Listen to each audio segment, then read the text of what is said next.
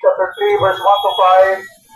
2 Timothy chapter 3, verse 1 to 5. This know also that in the last days perilous times shall come, for men shall be lovers of their own selves, covetous, boasters, proud, blasphemers, disobedient to parents, unthankful, unholy, without natural affection, truce breakers, false accusers, incontinent fears, despisers of those that are good, traitors, heady, high-minded, lovers of pleasures more than lovers of God, having a form of godliness, but denying the power thereof.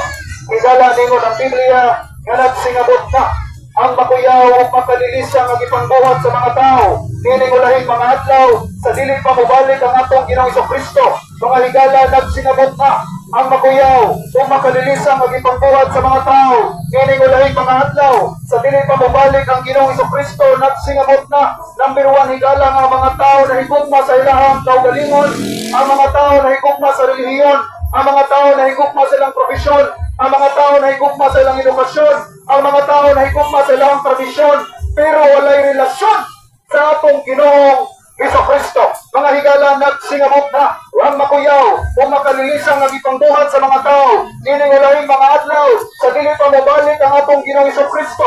Mga higala ang among giwali diri kaninyo, nagsipya kami higala nga adunay mo luwas kanato kita naning mga makasasala nga ako sa ipangbuhat sa mga tao. Nining walahing mga adlaw higala wala adto ang balo sa Dios sa katong mga tao na wala mo tuo, wala mo salik, o wala relasyon sa atong Ginoong Jesucristo. And the Bible says in 2 Thessalonians chapter 1 verse 7 to 9, when the Lord Jesus shall be revealed from heaven with his mighty angels in flaming fire, taking vengeance of them that know not God and that obey not the gospel of the Lord Jesus Christ, who shall be punished with everlasting destruction from the presence of the Lord and from the glory of His power. Higala nino ng Biblia na inipalit sa atong Ginoong Jesucristo kung ipanayag na siya gikan sa langit kauban niya mga balaan ng mga anghel ngadto sa nagdilaw at kalayo sa impyerno. Kung ibalo sa Dios sa katong mga tao o wala mo to, wala mo salik o walay relasyon sa atong Ginoong Jesucristo. Higala nino ng Biblia adto sa walay hunong at pakalaglag ngadto sa linaw at kalayo sa impyerno.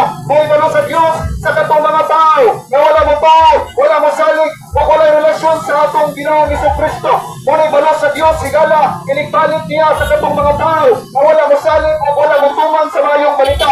Kung sa man ang mayong balita higala 1 Corinto kapitulo 15 versikulo 1 hangtod sa 4 na si Kristo Jesus nagiunsa na siya namatay tungod sa atong mga sala ug siya gilubong ug sa katulo ka adlaw nabanhaw sumala sa mga kasulatan.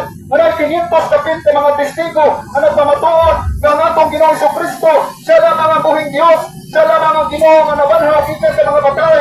Jesus Christ is our Savior, Jesus Christ is our Redeemer, Jesus Christ is the Prince of Peace, Jesus Christ is the King of Kings and Lord of Lords. Higala